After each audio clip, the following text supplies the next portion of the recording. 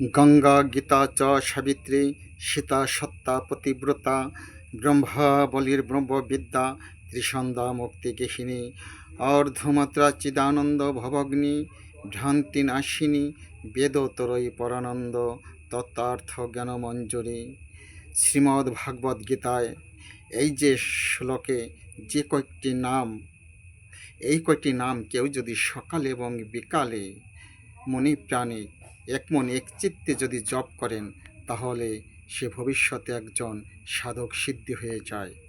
ভগবান শ্রীকৃষ্ণ আবার বলেছেন, দেবকীনন্দন কৃষ্ণ গীতা পাঠেন তুষ্যতি যথা ন বেদৈর্দানেন যজ্ঞতীর্থ ব্রতদিভি।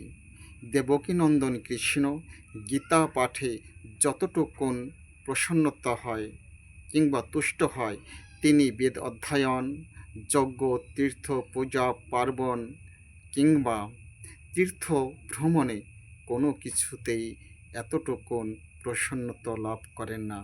তাই নিমিত্ত আপনারা একবার গীতা পাঠ করবেন, দেখবেন জীবনের পাথেয় সম্বল হয়ে যাবে। জয় রাধে, জয় রাধে, জয় রাধে।